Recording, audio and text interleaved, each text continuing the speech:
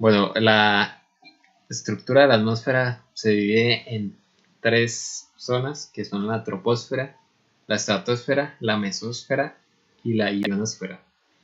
Eh, Cabe destacar que cada una de estas capas tiene la misma composición básicamente, que sería vapor de agua. Bueno, la exósfera es la parte más externa de la Tierra, de la capa de la Tierra, la cual no tiene aire, solo átomos de oxígeno e hidrógeno. Luego viene la ionosfera, que no tiene límite superior. Esta está considerada a partir de los 500 kilómetros de altura y se encuentra en el vacío del espacio. El aire que está presente en esta capa es muy caliente debido a la radiación del Sol. Aquí encontramos satélites artificiales y es donde se forman las auroras boreales que podemos ver en los polos. Después viene la mesósfera, que tiene aproximadamente 40 kilómetros de espesor, y la temperatura de esta va descendiendo a cerca de los menos 100 grados en la mesopausa. Después viene la estratosfera, que es más delgada que la mesósfera, tiene alrededor de 30 kilómetros y limita con la estratopausa. En su parte superior, la capa de ozono u ozonosfera detiene los rayos ultravioleta que son nocivos para los seres vivos. Y en esta capa la temperatura aumenta ligeramente hasta los 17 grados Celsius. Y por último tenemos la troposfera, que es la capa que está en contacto con la superficie terrestre hasta los 10 kilómetros de altura. Y su límite superior se llama tropopausa. Contiene aproximadamente el 90% del aire de la atmósfera. Y en esta zona la temperatura desciende con la altura hasta los menos 55 grados Celsius.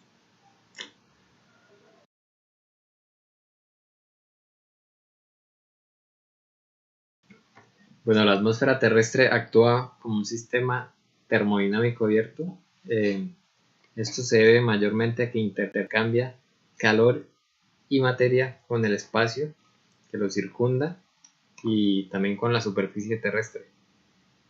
La atmósfera actúa como un baño térmico y hace que las condiciones de la vida sean posibles, ya que mantiene una temperatura alrededor de 15 grados Celsius a nivel del mar. Además, la atmósfera actúa como un sumidero térmico que nos permite una cómoda transmisión del calor al ambiente, a todos los seres vivos y demás artefactos que en ella están.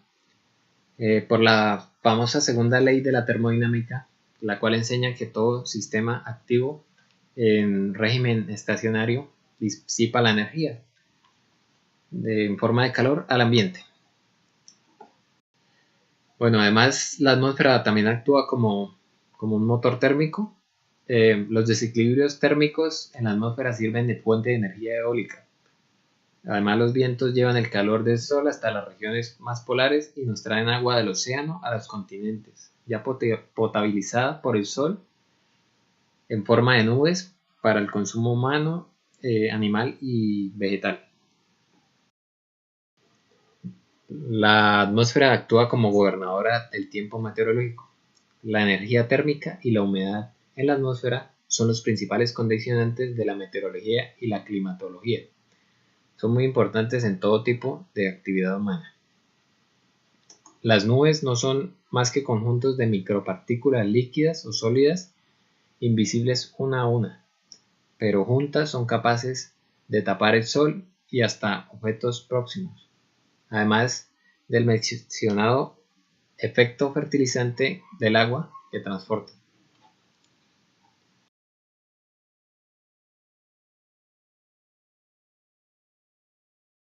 Bueno, en el gráfico que estamos viendo podemos observar la variación de la presión con respecto a la altura.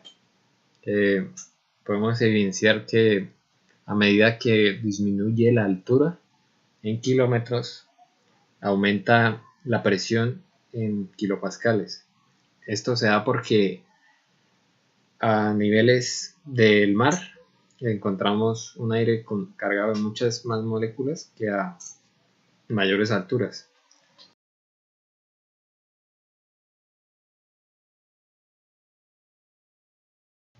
Bueno, en este esquema podemos ver el balance que existe entre la energía que es recibida desde el Sol y la que se ve reflejada por la Tierra. El Sol es la fuente de la vida, pero además de darnos luz y calor, su luz nos da de comer a través de la fotosíntesis de la materia orgánica y la cadena trófica, y también de beber a través del ciclo hidrológico. También nos proporciona casi todas las fuentes de energía: la solar, la térmica, la hidráulica, la eólica y la de la biomasa, incluyendo combustibles fósiles que tanto tiempo tomaron en formarse. La rotación de la Tierra nos distribuye la radiación solar por todas partes. El hecho de que la temperatura media global del aire en superficie apenas varíe con el tiempo enseña que el balance energético de la Tierra está en régimen casi estacionario, emitiendo al exterior prácticamente la misma energía que absorbe el Sol, como demuestran también los flujos radiativos de entrada y salida medidos desde satélites, que enseñan que la radiación solar incidente es globalmente igual a la que sale de la Tierra, reflejada más emitida. Del Sol recibimos radiaciones electromagnéticas en forma de fotones sin masa en reposo y radiaciones de partículas en forma de protones y electrones a alta velocidad. La absorción solar en la atmósfera tiene lugar mayoritariamente en la troposfera por las nubes y en cielo claro por el vapor de agua. También es importante la absorción solar en la estratosfera por el ozono y en la termósfera por el oxígeno molecular y en oxígeno y nitrógeno atómicos, que son radiaciones ionizantes.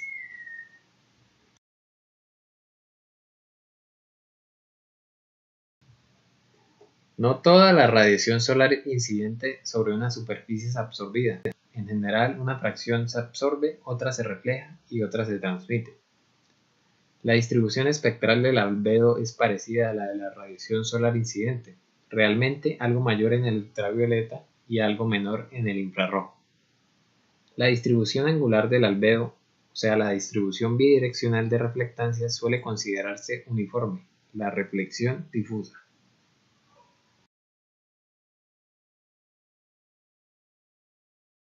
Puede definirse el efecto invernadero como el incremento de temperatura de una superficie necesaria para que en régimen estacionario emita la misma cantidad neta de energía que recibe del Sol a través de un medio absorbente como la radiación térmica, que en el caso de las atmósferas planetarias es la capa de gas.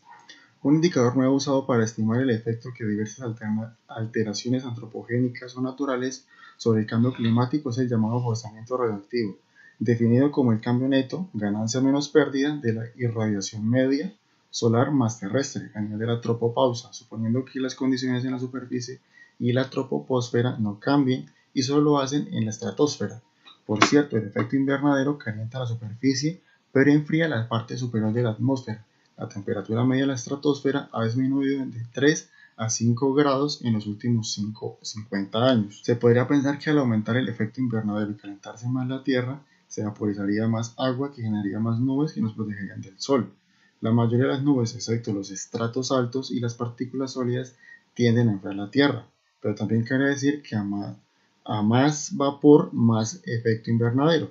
Además, cuanto más calentamiento, menos solubilidad del CO2 en el océano. Por eso, la concentración de CO2 atmosférico varía estacionalmente, aunque con desfase, que es donde el 99% del total, luego mayor aumento del CO2 atmosférico y mayor efecto invernadero. Pero la realidad es que actualmente hay un ligero aumento del promedio mundial de la temperatura del aire y del océano, y un leve ascenso del nivel del medio del mar. Este calentamiento global está correlacionado con el incremento atmosférico de gases de efecto invernadero generados por la actividad humana, y aunque parece muy pequeño, de centésimas de grado por año, puede dar lugar a grandes cambios climáticos. Parece sorprendente que una proporción tan exigua de estos gases, menos del 0,05% de moléculas de CO2 en la atmósfera, puedan amenazar a toda la población del planeta, pero la predicción científica mayoritaria es que al ritmo actual de generación humana de gases de invernadero, 27 por 10 a la 12 kilogramos año, aunque menos de la mitad permanece en la atmósfera, la temperatura media del aire en la superficie terrestre pasará en el siglo XXI de 15 grados Celsius a 19 grados Celsius. El clima viene condicionado básicamente por la latitud, insolación anual y la proximidad al mar, mientras que el tiempo viene controlado por la insolación instantánea y el viento y la humedad local. Los factores que influyen en el clima de una región en orden de importancia decreciente son la latitud, la proximidad al océano, la altitud, la orografía y el uso del suelo, urbano o rural.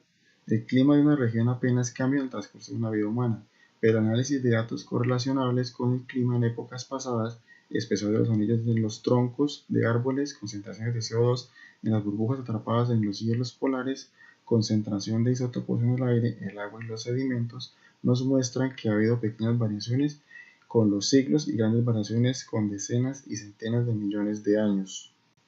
Se trata de un delicado problema, pues se requieren de grandes gastos actuales para disminuir un impacto ambiental negativo, pero con grandes incertidumbres de cuantificación sobre las próximas generaciones humanas, a 25 años por generación, nuestros hijos, nietos y bisnietos, y cuya efectividad no depende del esfuerzo de unos pocos, sino de un esfuerzo mundial coordinado, y es patente la escasez de sensibilidad que han demostrado hasta ahora muchos gobiernos y sus ciudadanos sobre este problema. Sin embargo, existen precedentes comparables de acción coordinada global en los que sí se ha reaccionado con éxito, como es el caso de la disminución observada en 1970 del grosor de la capa de ozono estratosférico, que nos protege de las radiaciones ultravioleta dañinas. Ahora vamos a examinar algunos procesos termodinámicos, como la evaporación y evotranspiración. Se denomina evotranspiración a la unión de dos procesos. Evaporación y transpiración adquieren características muy diferentes en función de que estemos en tierra o en el océano. En el océano no aparece la transpiración y la evaporación se produce en condiciones de agua libre. En tierra la transpiración puede llegar a ser muy importante, mientras que solo puede evaporarse el agua presente en las capas superficiales de suelo, lo que está retenida por una serie de potenciales en el suelo, pudiendo dar el caso de que no exista agua que evaporar. La evapotranspiración se produce siempre que se comunican energías a superficie capaz de evaporar agua si la humedad relativa del aire está por debajo del 100%. La energía necesaria para evaporar un gramo de agua se denomina calor latente de evaporación, 600 calorías a 0 grados Celsius y 540 calorías a 100 grados Celsius. Procesos adiabáticos. El aire es mal conductor del calor y al desplazarse rápidamente tiende a comportarse como un sistema aislado, no intercambiando ni materia ni energía con el exterior y manteniendo sus propias características. Si una masa de aire se desplaza a una zona colindante sometida a menor presión, se produce un aumento de volumen. Esto implica un consumo de energía que la masa de aire debe extraer de sí misma, produciéndose, por consiguiente, un descenso de temperatura. Este descenso de temperatura se produce sin transferencia de calor, es por tanto un proceso adiabático. Cuando una masa de aire se mueve verticalmente, los cambios tienen lugar son generalmente adiabáticos, ya que el aire es mal conductor del calor y la masa de aire como un todo tiende a mantener su identidad térmica. La proporción con que desciende la temperatura de una masa de aire que se eleva y expande se denomina gradiente adiabático del aire seco, 9.8 grados Celsius por kilómetro. Sin embargo, el descenso de temperatura termina saturando el aire y produciendo condensación, con lo que se libera calor latente que calienta el aire, compensando en parte el descenso de temperatura debido al gradiente adiabático del aire seco. Por ello, el gradiente adiabático del aire saturado es menor. Este gradiente adiabático del aire saturado varía con la temperatura. Por otra parte, sabemos que el gradiente térmico vertical de la atmósfera es de 6.5 Celsius por kilómetro. Sin embargo, este gradiente varía considerablemente en el espacio y en el tiempo. Incluso para un mismo lugar puede cambiar bruscamente y llegar a adoptar un signo contrario. Esto se conoce como inversión térmica. Estabilidad e inestabilidad de la atmósfera. De la relación entre el gradiente térmico vertical de la atmósfera y los gradientes adiabáticos seco y saturado, depende el que una masa de aire sea estable o inestable. Si el gradiente vertical es superior a los adiabáticos, una porción de aire forzada a ascender estará más fría y por lo tanto será más densa que el aire situado en su entorno y volverá a su posición inicial una vez que haya finalizado la causa que originó el ascenso.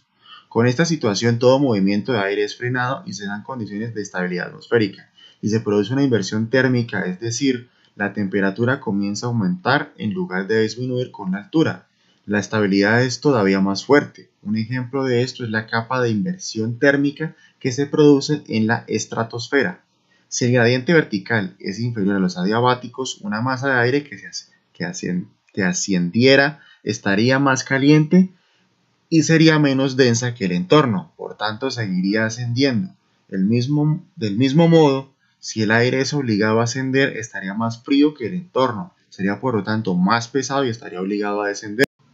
La situación más común es que el gradiente vertical está entre los dos adiabáticos. Se produce de este modo inestabilidad condicional. Ello significa que si el aire está seco habrá estabilidad, pero si llegara a saturarse las condiciones serían de inestabilidad. Conclusiones. La atmósfera es una delgada capa gaseosa atrapada sobre una esfera de materia condensada en rotación. Si no fuera por el calentamiento solar diferenciado y dejando aparte el pequeño efecto de las mareas, la atmósfera estaría en reposo, con la distribución de presión gravitatoria y centrífuga adecuada. Toda la dinámica atmosférica es debida al diferente calentamiento solar de unos lugares a otros en el espacio y en el tiempo. La mayoría de los fenómenos atmosféricos, desde la estela de condensación que dejan los aviones hasta los cambios climáticos que están empezando a causar el hombre, son procesos termodinámicos que se pueden reducir a efectos de la temperatura y la humedad del aire, aunque de ordinario no prestamos atención al hecho de vivir inmersos en un océano de aire. Los procesos sobresalientes, lluvia, tormentas, etc., ya captaron el interés humano desde la más remota antigüedad, pero el avance más significativo en la comprensión de la física de la atmósfera ha tenido lugar con el desarrollo de la aeronáutica en el siglo XX y sobre todo en la astronáutica en las últimas décadas, con una visión global que de la Tierra proporcionan los satélites artificiales. Pero la comprensión de los procesos atmosféricos no se limita a la meteorología y a la climatología. Hay otros muchos procesos de interés, como los asociados a la renovación del aire respirable, que va desde la problemática de la contaminación en grandes espacios urbanos, dispersión de contaminantes, a la del control ambiental en ambientes cerrados, desde aire acondicionado en una habitación hasta la atmósfera artificial en una nave espacial. No parece que pueda compararse el interés ciudadano por la atmósfera con el interés por la hidrosfera, por la litosfera o incluso por la biosfera, si de ella excluimos a los seres humanos.